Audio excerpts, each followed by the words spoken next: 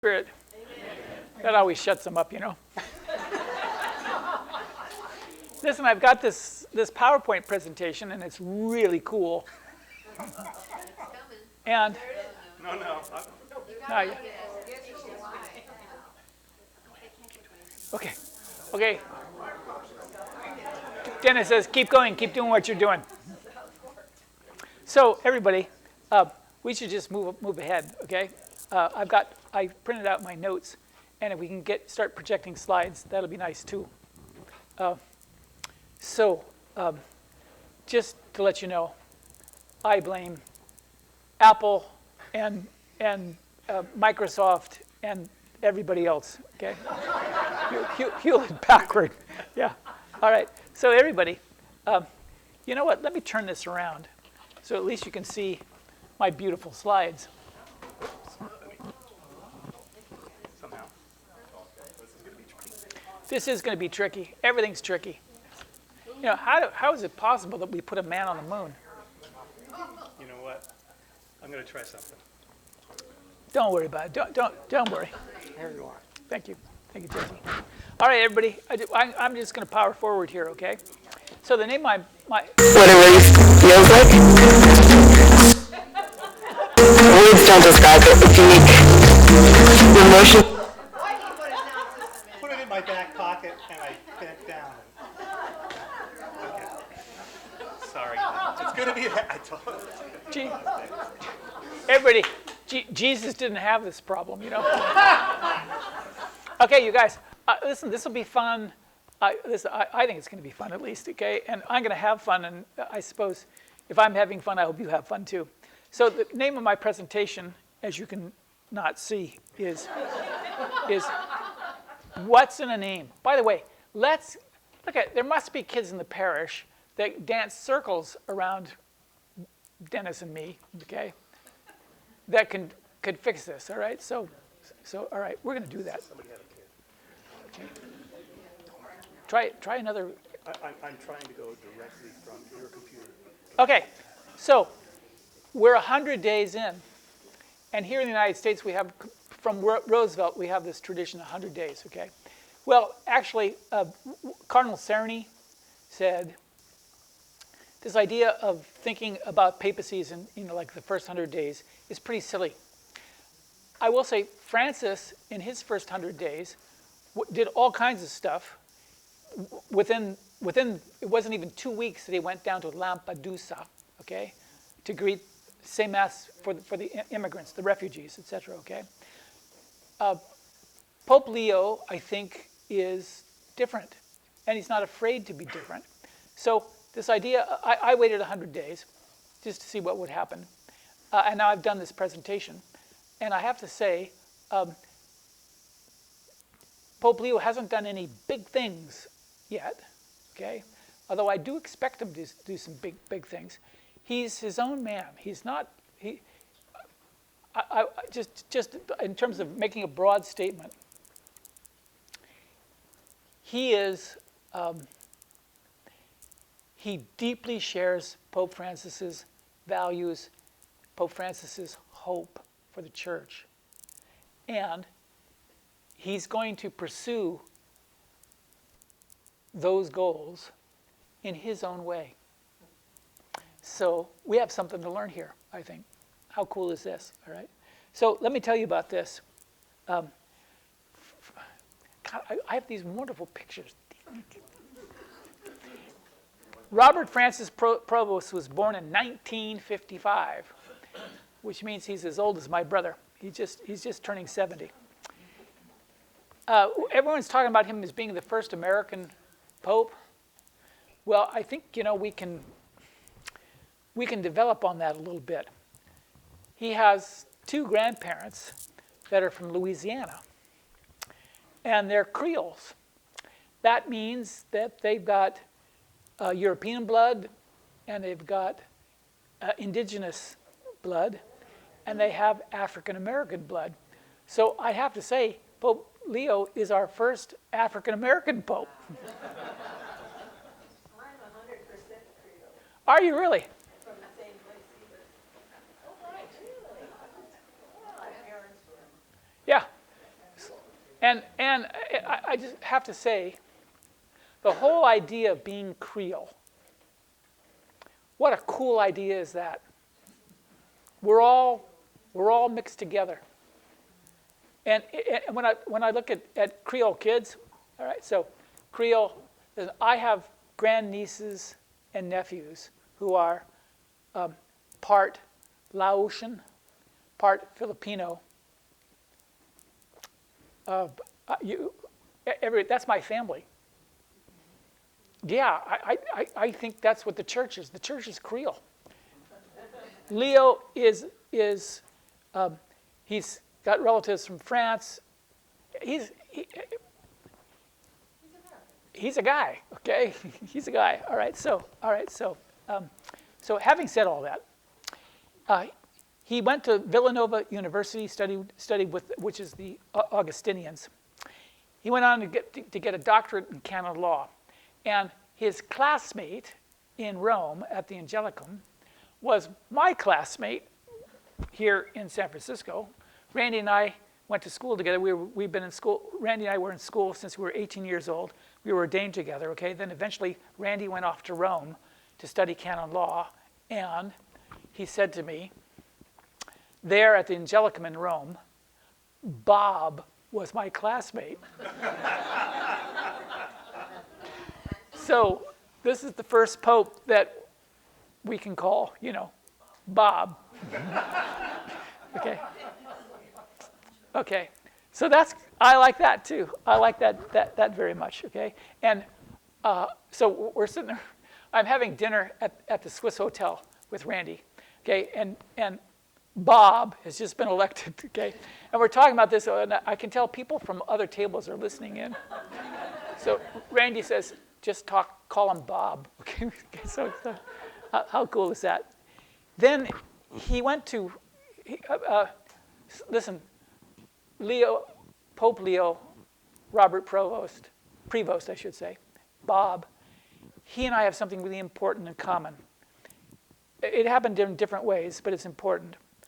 He went to Peru, and he worked in Peru for a long time. He learned Spanish, and he learned how to love Peruvian people. And in my case, like I said at Mass at 9:30, yeah, I've come to love Mexican people and learn their language. And when I say learn their language, not only the grammar and the vocabulary of Spanish, but the grammar, the eloquence of when a woman comes up and kisses my hand. And I know there's all kinds of feminist things that we need to be careful about there, okay? Yeah, I get that, okay? But it's a language. We're a Creole parish, aren't we? How cool is that? How cool is that? 20 years in Peru, eventually became a bishop. He had tough jobs, everybody. He had tough jobs. So Peru is famous. There's a priest who, he's in the United States now, but there's a priest in Peru, Gutierrez.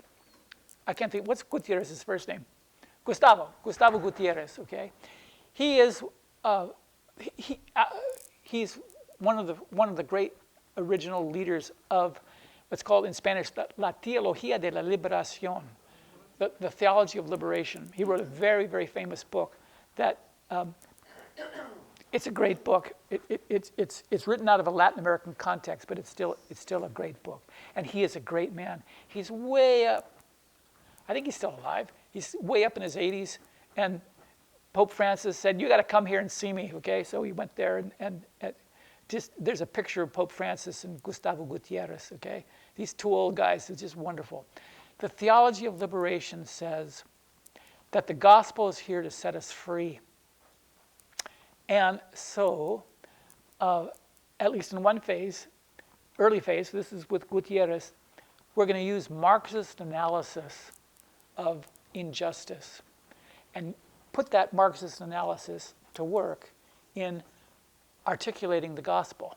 Thomas Aquinas used Aristotle, and Gustavo Gutierrez used a little bit Marx. That gets overplayed, and Pope Pope John Paul II tried to shut it down, etc. Okay, so did Pope Benedict. Okay, listen. There's another phase of the theology of liberation that started in Argentina, and it values not so much Marxist analysis, but la religión popular, the popular religious practices of the people, because this is how they survived.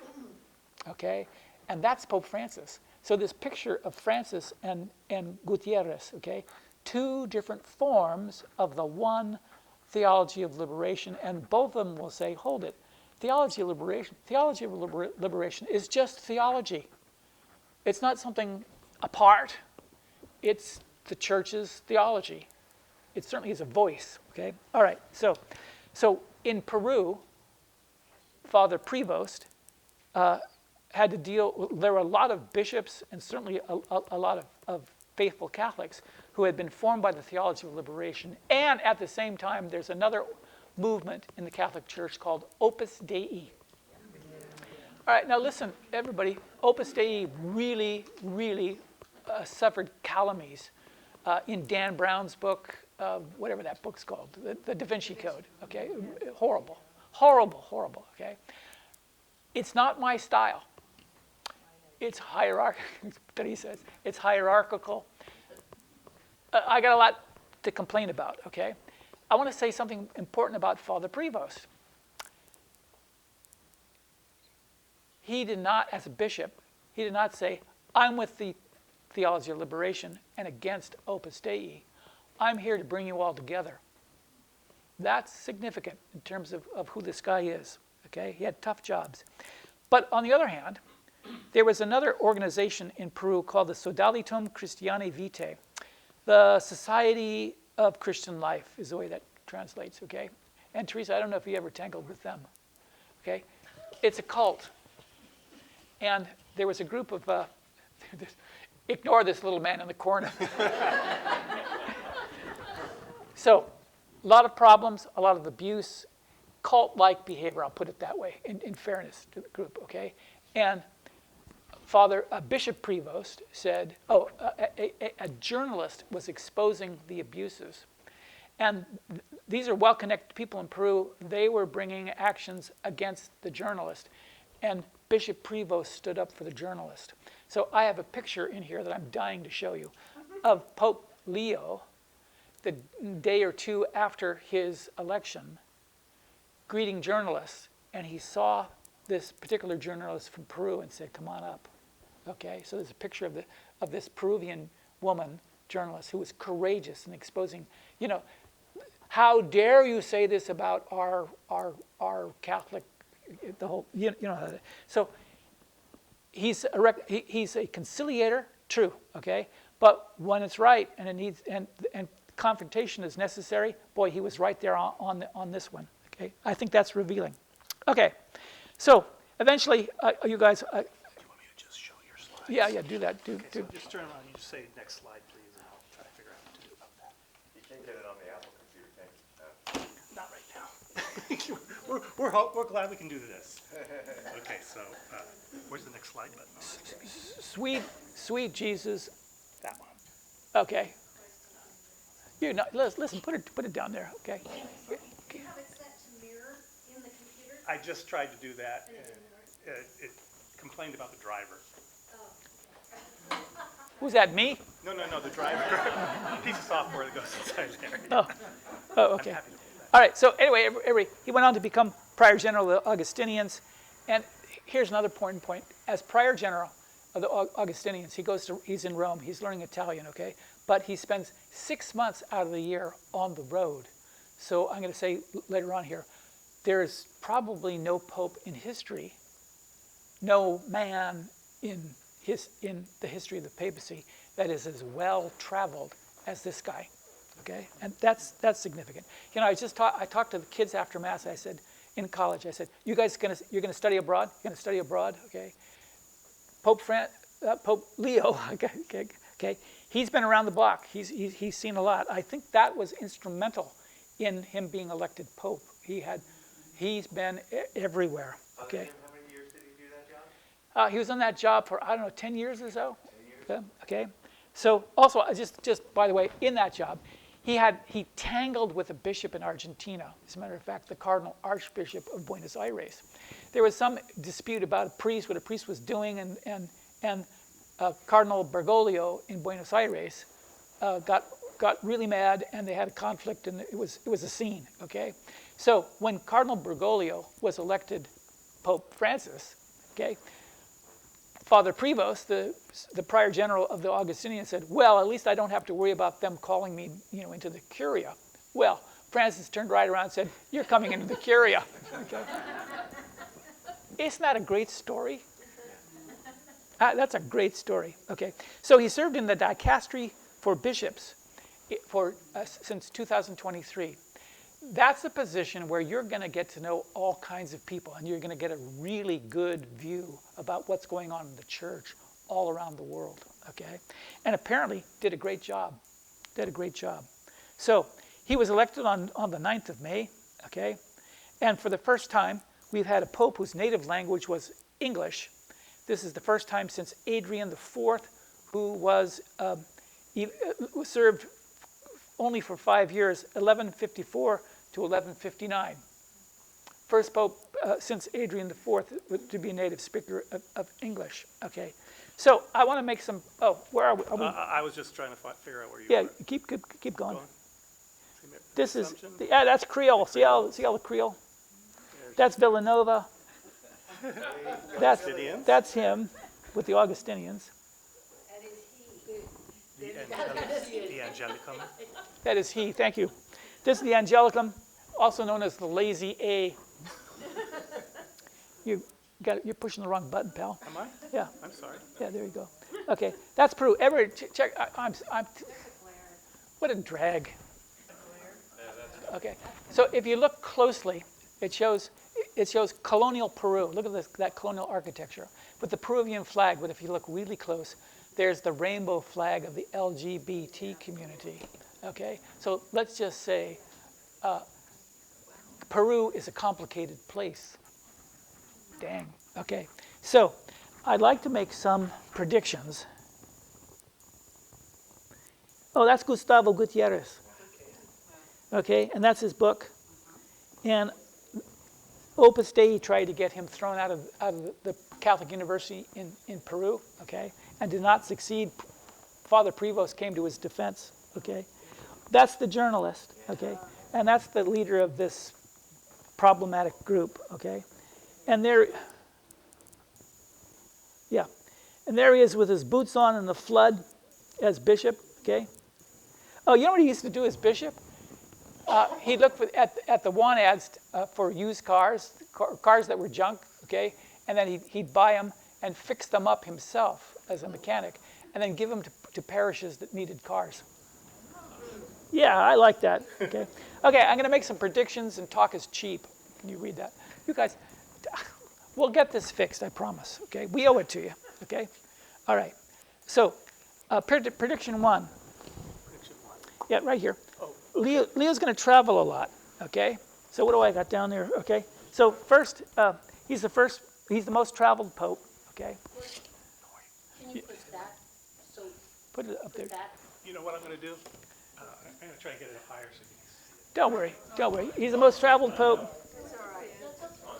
Okay, so he's going to go to Turkey in November, I think it is, and then he's going to try to go to Lebanon. And Lebanon is a mess, okay? So I'm thrilled about that, okay? Then he's going to go to Annaba.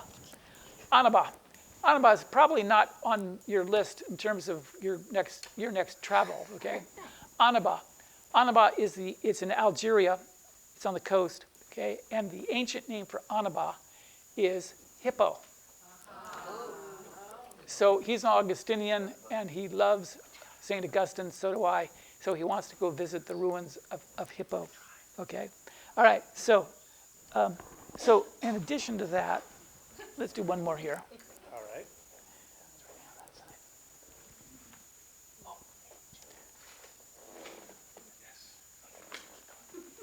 You know, we are really rank amateurs, okay? Guys, no. engineers.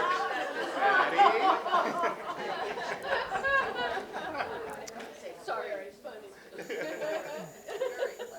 Things are in the works for him to go to Argentina. Notice Pope Francis never went back to Argentina. He's going to go to Argentina, Uruguay, and Peru. Peru, okay? What about California? Well, I'm going to get to that. Yeah, do it. Okay. I don't think Leo is going to come to California, Tony, and I don't think he's going to come to the United States of America. I don't think so. Okay, and the reason for that is Donald Trump. So you guys, I'm going to be more political today than I am from the pulpit. Okay, in the pulpit you can't answer back. Here, if you think I've said something stupid, you can tell me. Go right ahead. Yeah, just try it. Okay. Okay. I don't think he's going to come here to the United States, Tony, because Mr. Trump will try to leverage the visit for his own craziness. Okay. Already did that business about dressing himself up as a Well, not only that, apparently Pope Leo has a brother who is a registered Republican, and Trump has invited him already into the White House. Okay. So I don't know. I could be wrong. Listen, have I been wrong before? No. Are you a man? Yeah. So everybody, let me put this more perhaps more sensibly and say, if Pope Leo were asking my advice, I would say, don't come. Okay? All right. I'm not done with the politics yet. Okay? All right. So he's going. So this is a bit confused. He's going to Turkey because it's the 1700th anniversary of the Nicene Creed. So he's going to join the Patriarch of Constantinople. How cool is this? Okay.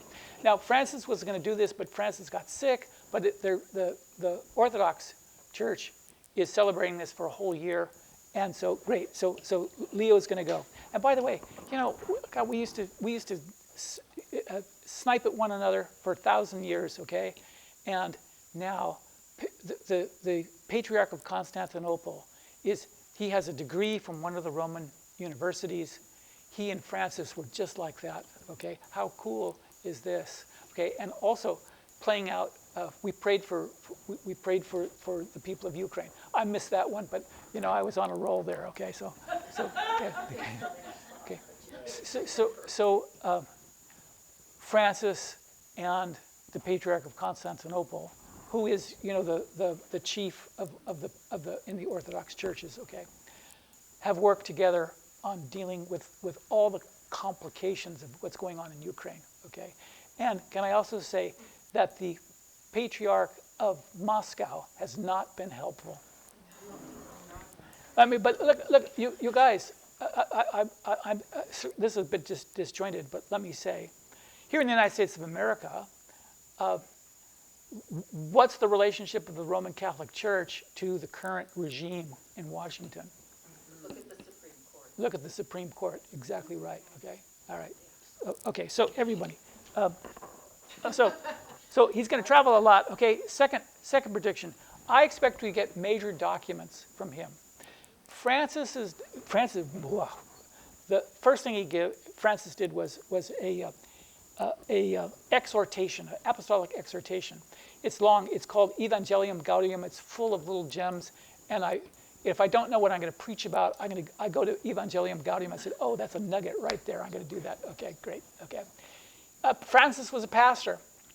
And of course, Leo's a pastor too, but I think Leo is more of an intellectual than Francis. And I don't mean that comparison not meant to be disparaging to either Leo or to Francis in any way, but they're different people. And I think it's valuable for us to understand that, okay? So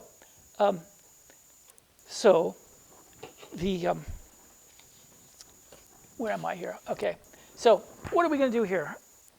Are we going to get an encyclical on immigration? We need one. Francis put it on the map. boy, from the first 2 weeks, boom, on the map, okay? And Tony, another reason why I don't think Leo should come here is because if he comes here, he's got to talk about immigration. And shall we say, the Roman Catholic bishops of the United States of America are some of them have done quite well, but the rest of them are simply missing in action when it comes to defending immigrants, okay? Spineless. Or worse. See, I'm not saying this, okay? Okay. Okay. All right. Listen, I talked about immigrations in my homily today. Immigrants, rather, in my homily today. Okay. We need to talk more. We need to talk a lot about our people, our neighbors, our parishioners here who are afraid. Okay. And so I hope an encyclical on immigration. Francis, for all of his care, he put it on the map, okay, but he didn't write an encyclical, and maybe he's left it to his successor, okay? All right. Okay, so, by the way, an encyclical on immigration would be a losing issue in Europe and in the United States of America. And I think we need to be prepared to lose. Okay. Okay, I like immigrants. Okay, second, an exhortation on synodality. I don't think we need an encyclical on synodality because the Synod on Synodality produced a wonderful document. And Francis took the document and said grazie in Italian, okay? Thank you very much. Normally, the Pope then takes that and then writes an exhortation. And the Pope said, I don't need to write an exhortation. Here it is. The Synod has spoken. Here it is. We don't, okay? All right, so do we need an exhortation on synodality?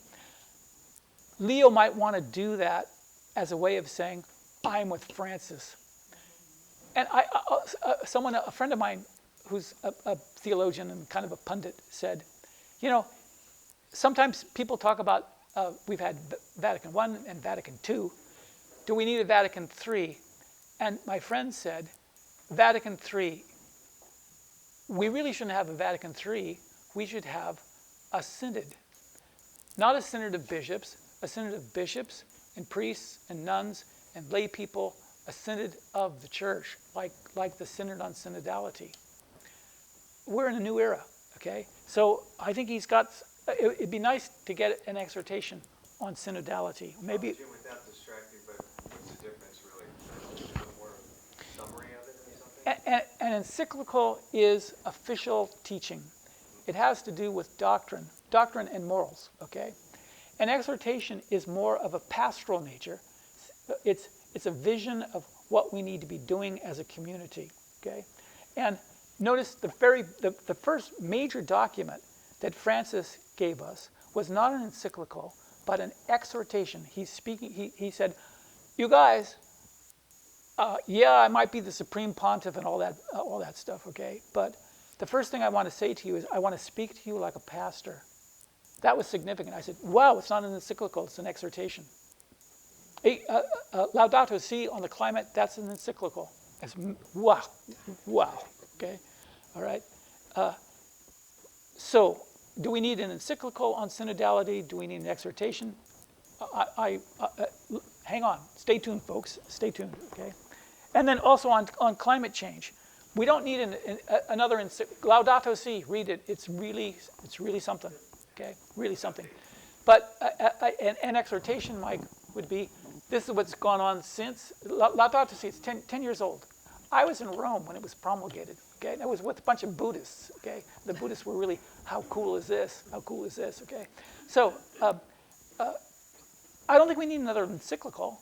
I think the teachings, the theology of the church regarding climate change, Francis got that nailed down in Laudato Si. But an exhortation, this is what's been going on. Keep up the good work. There are new areas we need to explore in regard to climate change. Yeah, that would be nice. Okay. Okay. What else we got here? Oh, an encyclical on technology.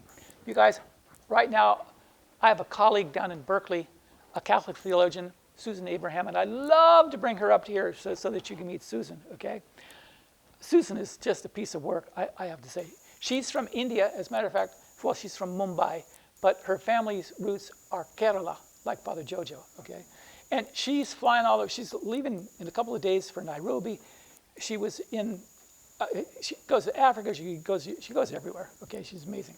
Anyway, so she called me up, she said, Jimmy, I said, Susan, I have to write an essay on artificial intelligence, and I want you to write it for me. I said, what guy could resist? She thought that was really funny. Okay, all right. So right now, Susan and I are writing an encyclical on artificial intelligence, and I have to tell you, it's really grouchy. And when I get it better organized, are you interested in this? Yes. Okay, all right, we'll do it. Okay, good. Father, you could read the phone book. Don't encourage him. I said at the 8 o'clock Mass this morning, I said, I told you I didn't have a homily, and you thought that this is going to be a quick Mass, and I'm going on and on and on. Okay, so, all right. An encyclical on technology. You guys, I have to say, I was a college professor for 30 years.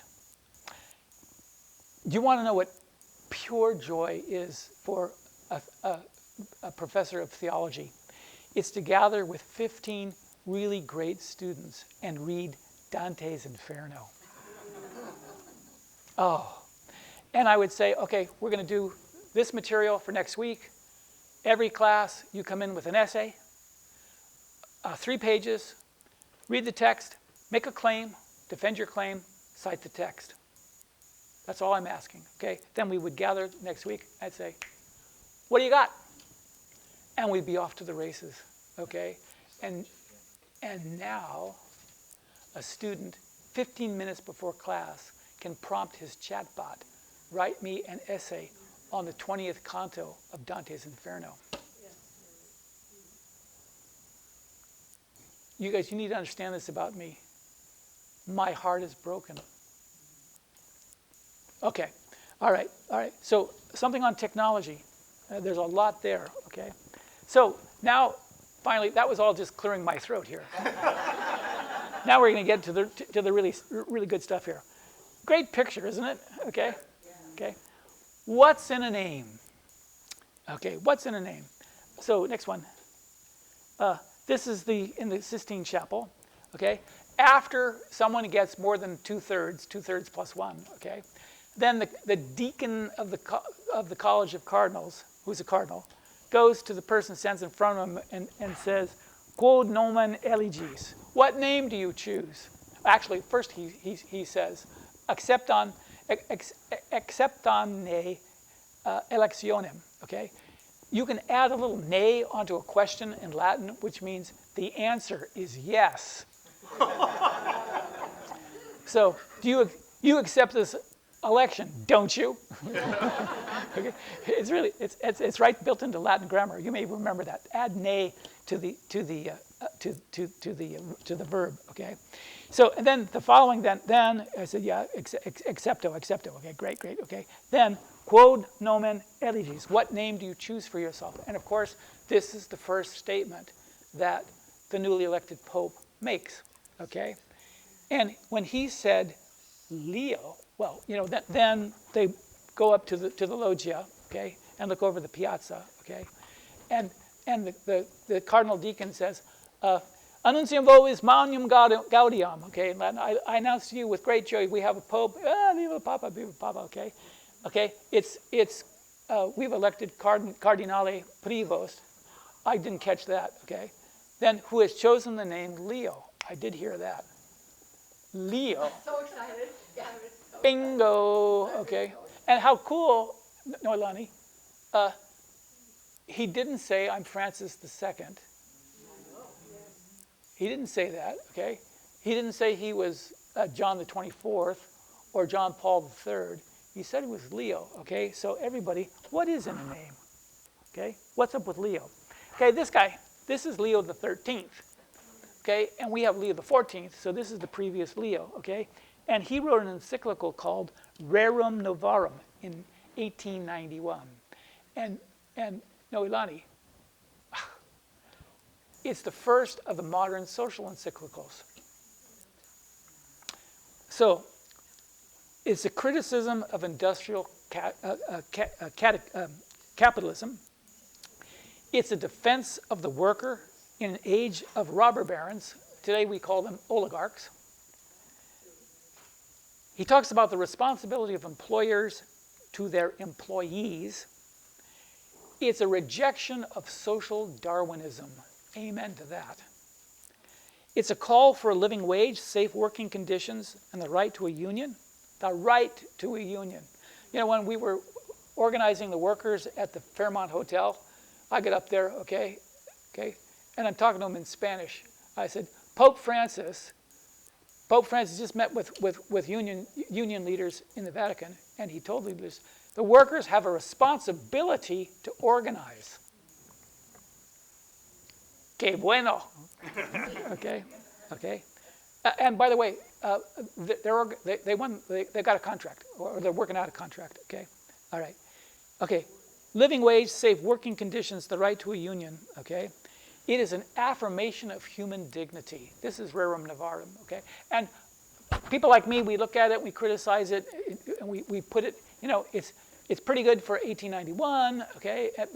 But times have changed. I think it's developed. But just about every pope since Leo XIII has contributed to this growing body of literature, okay? Not the least of whom, John Paul II, tremendous social encyclicals from John Paul II, okay? Also, Francis, okay? So, okay. One of the key things that Francis did is he made concern for our common home, the environment, part of Catholic social teachings. That's Laudato Si. That is a major achievement, okay? So one thing, you guys, from this encyclical, it's in Latin, but in effect, he says, this is a good translation of the Latin, the human person precedes the state. Now, I know this is a scholastic theological way of speaking, okay? First, there are persons, and then there's the state. And the state is responsible to the person. Do you see this? Okay? This virum is the word in Latin. Okay, so people translate it, man precedes the state. But Tony, I would never say anything like that. Okay. We haven't gotten to the most important question. Okay. So let me say, oh yeah, this is a great picture. And come up, okay. It's these little kids working in some sort of coal mine, and there's an adult over there, and he's got a metal stick. My grandmother left school after the 3rd grade because she had to go to work. She went to work in a factory. She was what? How old are you? 10 years old? Okay. 9 years old. Okay. All right. So So go ahead. One more. Okay. Listen to this.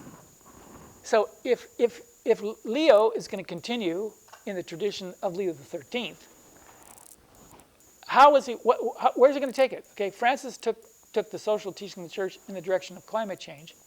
Listen to this. This is what he said to the cardinals on the day after his election. Okay, in our own day, the church offers to everyone the treasury of her social teachings in response to another industrial revolution.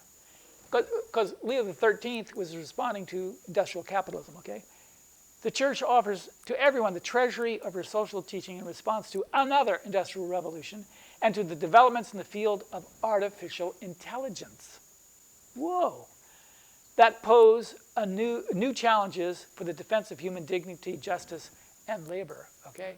So let me just say quickly, there's that Davos conference, all the rich cats go there to Davos, Switzerland, okay? The guy that started that, I have his name written down here someplace, but it doesn't matter, okay? He says we're in the 4th industrial revolution. If I remember correctly, the first was industrialization with the steam engine. The second was mass production in the factories. The third was the computer revolution, which all of us have participated in. And the fourth industrial revolution is the metaverse, artificial intelligence, okay? And he's interested in this. And listen, I'm really, okay, so Susan and I, we're gonna write our little grouchy piece on artificial intelligence, okay? And it's gonna be grouchy, it's gonna be written from the point of view of post-colonial theory and the theology of liberation, okay? Suitably grouchy, okay?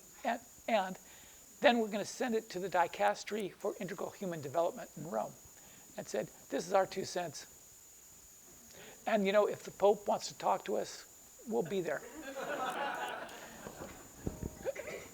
Okay, so everybody, okay, does that make sense? The fourth industrial revolution. How cool is that? Do you see, everyone, do you see the power of a tradition? This part of Catholic tradition started with Leo XIII. And we have tremendous, read it, read Mater Magistra, read Gentissimus Annus, just demanding, insightful critiques of the world, of capitalism, of communism. It's our legacy. Okay, in any event, I could go on with this, all right. Oh, look, I love this picture. Look at that, okay? Man, is that not pornography?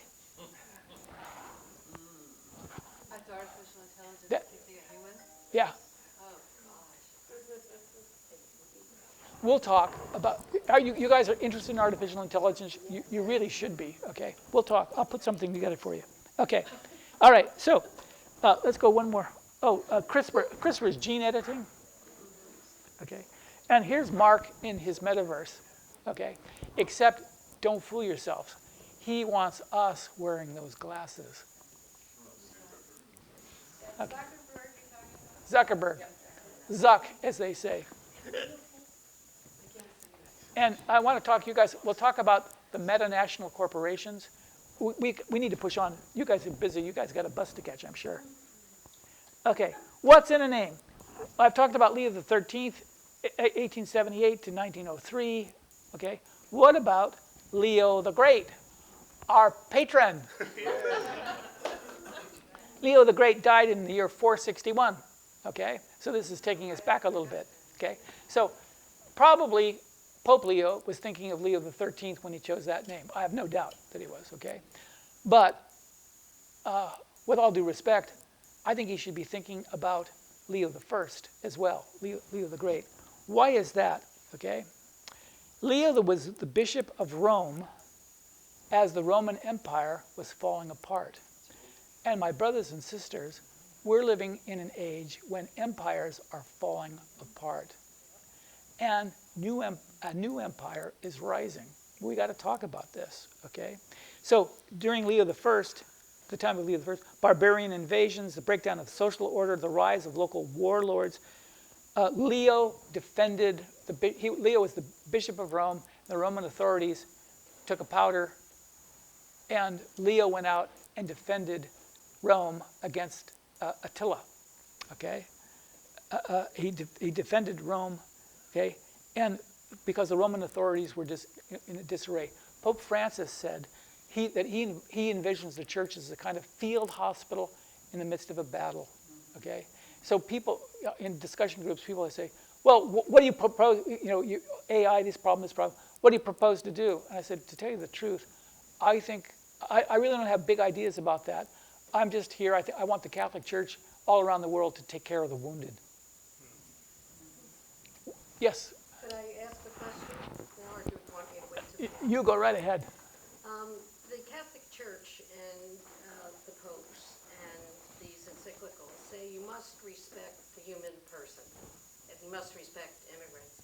Would the church ever come out and say, as a Catholic, you not only respect them, you have to get active and protest against it? So there's a verb, thank you for that question. There's a verb that Pope Francis loved in Spanish, acompañar. Okay, and Tracy will tell you there's a whole way of thinking, acting, okay, to accompany, okay? So I say this all the time. We need to accompany immigrants, for example. We need to accompany women. We need to accompany LGBTQ we need to accompany. And the key there is it's not like we're doing a favor for someone that can't take care of themselves. We are here to share the burden. We are here to listen to them and to understand what they're suffering. And so, to answer your question, yes. No, but that's different. That's not what I'm talking about. Go ahead. I'm talking about not only helping, but it's an obligation of Catholics to get out and protest nonviolently rather than sit back and say, oh, isn't this terrible? So, I can't do anything about it. I'll help these people, but don't ask me to risk myself by going out to the protest. great question. Okay, so I'm asking my fellow priests, what would you have said in your homily if you were a priest in Germany on Sunday, I can't remember the date, let's just say the 10th of October, 1936. That's the Sunday after Kristallnacht, when the Nazis vandalized the synagogues, the stores. I have a friend in LA whose earliest memory was her father bursting into her bedroom and throwing her under the bed because people were throwing rocks. Nazis, Germans. Why do we call them Nazis? Ordinary Germans were throwing rocks through the window. Listen, I don't mean to pick on Germans. I'm just saying those horrible things were done by remarkably ordinary people, okay? And what I say to my fellow priests, what would you have said that Sunday? And everybody, after what, January the 6th, 2001, I got up and talked about it. I'm sorry to be so controversial. Is Mr. Trump going to leave office in 2028? I'm not sure. I'm not either. What do you want me to do? What do you want me to say? Okay? And what are you to do? Yeah, we need to, great question. We need to talk about this. What are we going to do? All right? And I have to be, it's tough for me because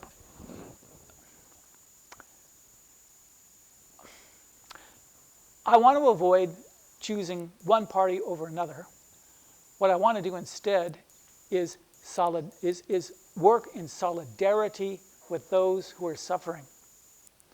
And in that case, that might mean the citizens of the United States of America. I'm used to talking about immigrants, the poor, etc., okay?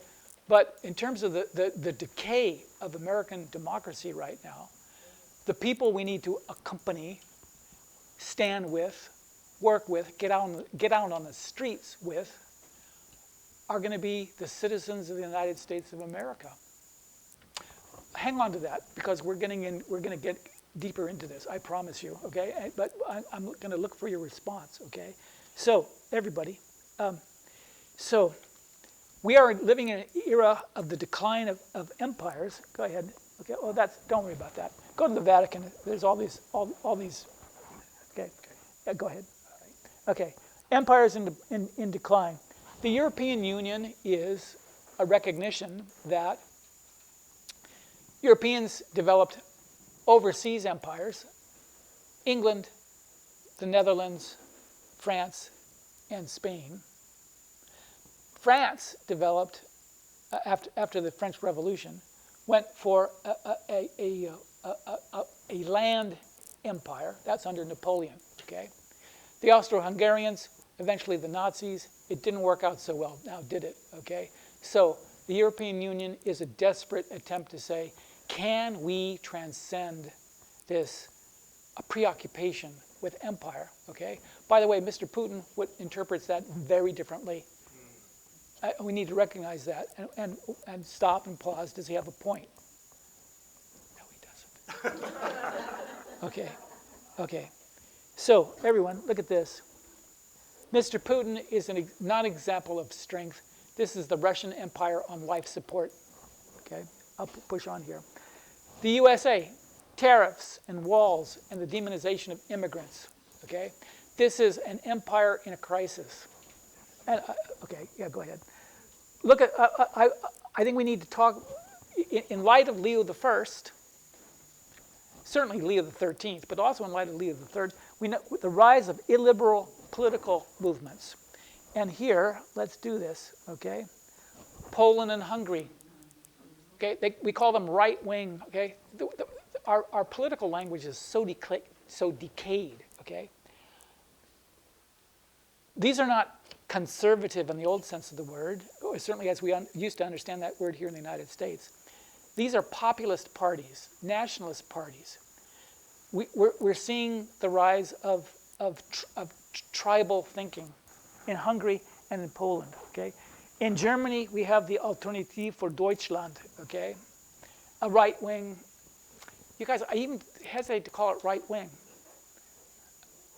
Listen, I think of friends who are, I tease them, you're country club Republicans, okay?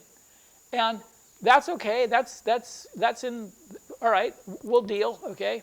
But what we're seeing, the Alternative for Deutschland, this is really scary, okay? And there's another party in the whatever it is in France.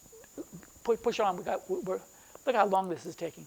In the Netherlands, there is this populist nationalist government in the Netherlands, anti-immigrant. Okay, and also in Austria. Okay, go ahead. Okay, and here in the United States of America, can we talk, you guys? Listen, I'm going to say things to you that are quite frank. Okay, we have the Confederation Party in Poland. We have the Fidesz Party with Mr. Orban in Hungary. We have the Alternative for Deutschland in Germany. We have the National Rally in France. We have the Party for Freedom in the Netherlands, which is in government right now in Holland. Okay, we have the Freedom Party in Austria. We have the whole Brexit movement in England under Nigel Farage. And in the United States of America, we have the Republican Party. Now, if you're a Republican, I understand what I'm saying. This is pretty in your face. But I'm not preaching from a pulpit. I'm speaking to you as a theologian. In the United States of America, we have the Republican Party, which, to my reckoning, has gone crazy. I'm not saying that the Democrats are all that wonderful. I'm not telling you you should vote for a Democrat. Something really scary is happening right now, and our faith informs this. Our faith provides us with a standpoint for making sense out of this and doing something about it. What that is, well, let's discern that together. So, common to all of these, I just have to say, they tried to stop an election by going to the Capitol and trashing it. Killing people. What? Okay. Okay, so listen. Okay, so I want the Pope Leo, to write an encyclical on this. What exactly? Encyclical on authoritarianism, nationalism, populism, post-liberalism. I'm reading lots and lots of really interesting books on the end of liberalism. Okay, and by liberalism, I don't mean liberal in the sense of what we call progressivism in the United States. Liberalism, I mean Ronald Reagan was a classic liberal. Okay, that we're autonomous individuals, and the purpose of government is to be small-scale government that maximizes individual liberties. Okay, that's Ronald Reagan, right? And that is what is in decline. Ronald Reagan wouldn't recognize the Republican Party. Okay, so I'm not talking about neoliberalism, that's Reagan, and I'm not talking, you poor people, you can't see this at all. Not neocon politics, that's Mr. Bush and Mr. Cheney, okay? You guys, what would you do after Kristallnacht? That's your question. Okay, well, wake up and smell the scotch. Okay, so common to all is immigration, the rise, you guys, I'm speaking to you very theoretically now. I think we're entering into a new phase of modernity, that right now power and knowledge and the control of data is now congregated in the meta-national corporations. My father began working for Charles Pfizer in 1955, and the company was becoming a transnational organization. And thanks be to God for old Dad. As a part of that, he brought the family to Japan. And I cannot tell you how that has been a blessing for me and my siblings, okay, going to Japan. Okay, I was a sophomore. Okay, all right, enough, okay. But there are corporations that aren't transnational any longer. They are meta-national. That they are destabilizing the nation state. They're using the nation state for their own purposes. Remember that photograph of President Trump with Jeff Bezos, Mark Zuckerberg, go through the list. The tech bros behind them, okay? Who is running whom? That's a good question. All right, so everybody, here, as real power transcends the nation state, the nation state becomes destabilized. And what are we seeing now? We're seeing the rise of sub-national identities. So women have a complaint. LGBT people have a complaint. Black people have a complaint. Hispanics or Latinos, or go through the list, complaint. And now I'm being told white people have a complaint. And that's what we're dealing with here. Well, that's what I want Pope Leo to write an encyclical about. I think this is a huge issue. Our faith empowers us to, it's called the discernment of spirits. What time is it? What's going on? What's really going on? And listen, as Mr. Bannon says, we need to flood the zone, okay? So every time you pick up a newspaper, it's another distraction. Stop, pull away from it, and say, what's the big picture here? What's going on? And that's what I want the Pope to talk about, okay? All right, so everybody, what else do I got here? Yeah, don't worry about it. Let's push through that. There he is. That's my favorite picture of Pope Leo. Is that Peru? Yeah. Okay. Yeah. Okay. Yeah. That's the. That's a real picture of it? That's a real picture. Oh, it's hard there. It's hard. You always took her horse to go into all the communities. Yeah. I come from Bolivia. Okay. Always calling for Peru. So everybody, that's it. Okay. Dang. So, questions, comments? Go ahead. Yeah. Another comment. Yeah. Go ahead. One of the things that I'm concerned about, and it's based on what General Eisenhower did after he released or I don't know what the word to use, but the concentration camps. He sent his soldiers out to collect all the Germans within a certain miles of the camp, Yeah. and to come and see what had happened. Because they all said, oh, I didn't know anything about it, so I couldn't do anything. So we need to come up with something to make everybody educated, mandate that they're educated about what's going on and what they can do about it. Or our empire, whatever you want to call it, I'm worried about grandchildren, the next generation or two, what they're going to have if we don't do something about it. Could I make a suggestion? Yeah. Sure, Tony. What, Zuckerberg is the head of Meta or Facebook, right? How many people in here use Facebook? It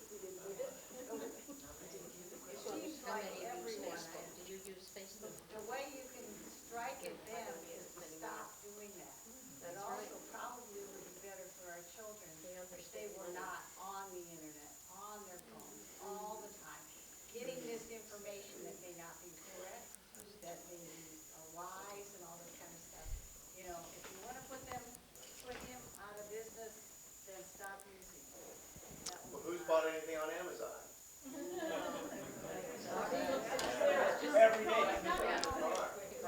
Go ahead, Dan. Hang on. Shh, everybody. I'm not absolutely sure. I don't even know where I get some stuff, but I don't have a cell phone. Dan, go ahead. It goes way beyond Facebook and Mark Zuckerberg. Look at what Palantir is doing. Palantir is taking all the information that was stolen from our institutions by Doge, and they're using their AI prowess to speed ice. And we're not boycotting Palantir? Come on, give me a break. Who is he? Palantir is the name of a corporation that's making oodles of money off of our military-industrial complex. How do we boycott them though? I've already boycotted them. How can I when I don't have anything to do with the military industrial complex? Listen, when Trump came down the golden escalator and poo-pooed Mexicans as being rapists, murderers, he played the racist card. Yeah. When he responded to the catastrophe, the atrocities that were happening in Charlottesville, Virginia, he said there are good people on both sides. He played the fascist card. When Zelensky came to the Oval Office and got ambushed, Trump told him to Zelensky, you have no cards. And he's playing the power card right now with tariffs because he wants world leaders to kiss his behind. He's taking DEI. He's weaponizing DEI because the real elephant in the room is replacement theory.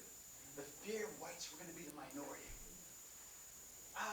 So what are we doing? I spent 8 days on a hunger strike in front of our board of supervisors with my fellow Hispanic sisters and brothers. And let me tell you, it was not only a beautiful, but it was a humbling experience because we hunger strikers were treated like royalty. I mean, we had to sit on our behinds and they came to us, they kept flooding us with hydration. One lady, Claire, one of the supporters, she flooded me with so much hydration that I felt like an earthworm. Everything was going right on. I mean, but you gotta do something. I mean, we're putting the burden on these beautiful people from another culture, another race, and the burden should be on us, not them. We're putting the burden on them. It's like we did the same thing with Black Lives Matter. We put the burden on the blacks. The burden is on us. And Okay. we don't get the message. Okay, so everybody, I'm saying that from Leo the 13th, there's this whole legacy of a fourth, I should say, industrial revolution. And if I hope that Leo gives us an encyclical on artificial intelligence or technology. Okay, good, all good. But there's also, remember what I'm saying here, what's in a name? There's also not just Leo the 13th, there's Leo the First. See how I organize that? Leo the First took care of Rome the best he could as the empire was falling apart, okay? And Dan and Tony, and forgive me, I don't know your name. Mary. Things are falling apart, and we got to stand up and do something. Father Jimmy, you're asking too much of Pope Leo?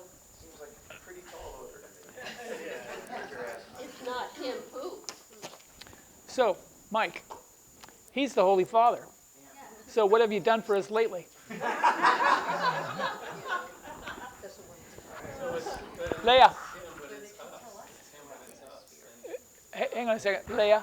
And then, I wanted to add, I just talked to someone yesterday who, an ex-girlfriend of his, was so lonely and so unable to find somebody she felt like could see her or hear her, that she began a relationship with AI online, and that's happening a lot. And so that's something we can do something about. We can love each other and listen to each other, invite each other over for dinner. Do things so that people aren't susceptible. Like, that's something we can do, this so that people aren't susceptible to being sucked into it. so Leah, I've been doing research on this for about 5 years now, okay? And as I say, I'm going to write an essay with my colleague, Susan, okay? And it's going to be really grouchy, etc., okay? If you want, I can put together a presentation on this. I think it's a huge issue. And remember the thrust of my presentation today. Leo the 13th, the whole tradition of the church is social encyclicals, and he's he's talking about a fourth industrial revolution, which is the metaverse and artificial intelligence. I'm going to say this again. Teaching that course on Dante's Inferno, is that possible to do that in a university today because of AI? Okay, it breaks my heart. But I think we also, I'm sorry to be so negative here, our kids going to learn how to write? And if they never learn how to write because this machine is doing it for them, are they ever going to learn how to think? So if you would like me to do a presentation on this, I promise I'll do it. Okay? All right. Good. Well, I'm doing the work anyway. Okay, everybody. More questions? It's almost 12 noon. Well, I was just going to say, Oh, Bert, yeah, sorry. Bert. I think the key thing that we have in the Catholic Church is to bring forth a vision. I think certainly when I talk to people, especially young people, they don't have a vision for the future. They don't have a vision the same way we had maybe as older folks when we were growing up. Yeah. The future. I kind of just studying with a psychologist, Deborah Miller, that's bringing science and spirituality together, and that's just one aspect of the fact that we have dignity as human beings, key thing from the church. We have souls. There is spirit in the world, whatever you want to call it, and that is so much missing. It's missing for our consumerist culture, for sure. Our American culture, that a lot of that was just thrown out in modern times. And to have a vision of a future, not just a positive future, but something grounded in human dignity, grounded in the fact that there's God and spirit. Certainly so many Americans, it's absent in their understanding, their daily lives. So we're talking about a radical change in future, but that vision needs to be there. We as the church, I see that more than any other global organization can bring that forth, bring it forth in a way. These young people I talk to, especially young guys, they're so lost and so hungry for that. Negative, bleak. Yeah. Tell him about, You tell me. he told me this morning that almost every young person he talks to has suicide ideation. Loneliness. It's suicide, why am I alive? They have that as a fallback. Do we see how all of this is connected? Yes. So the fact that young people have all these, ideational suicide thoughts, etc. Okay, loneliness. It's connected. I said I think is important, that we're entering into a new phase of modernity. I call it the fourth industrial revolution, if you like, but that entails tremendous amounts of power and knowledge. I'm reflecting a French thinker called Foucault. Okay, power and knowledge is accruing now in these corporations that are above the level of the nation state, and as a result, the nation state is destabilized. Increasingly, the nation state is at the service of these corporations. And as a result, then, we're seeing the rise of sub-national identities that are clashing. All of this is, everything you guys have been saying, I think, is connected.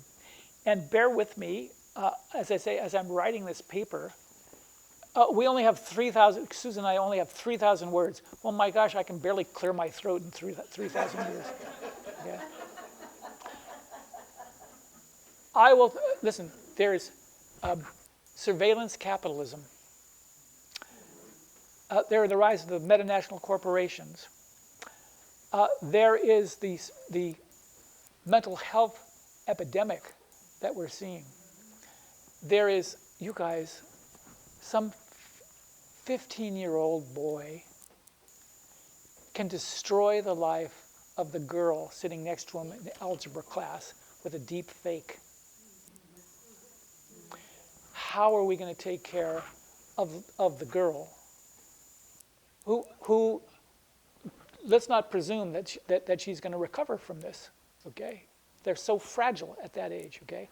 But how are we going to take care of that little boy, too? We got a lot of thinking to do here, okay? And Mary, I'm coming back to you. You know what Gustavo Gutierrez said? He said, first you act, then you figure it out. Right? Okay. It's called. Can I just point out another problem? I'm a retired physician. My practice time was in San Francisco, and then I was in hospital administration. And unfortunately, a lot of the young doctors, when they finish, they have so much debt. They're going into these corporations to practice. And I had a very good friend who was in this situation years ago, and she was seeing patients. She was a rheumatologist, a specialist. And the group was now run by a big healthcare group. And the administrator came knocking on her door to tell her she was taking too long with the patients. You know, that she had to cut back. Luckily, she was able to leave that situation. But that's where a lot of our young doctors are right now, and it really scares me what's going to happen to healthcare.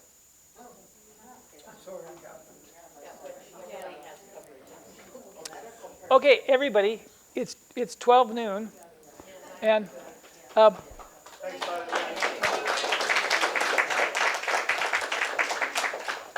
okay, everybody, I'm going to be working on this paper, and I'll put it together, and I'll get back to you. Okay?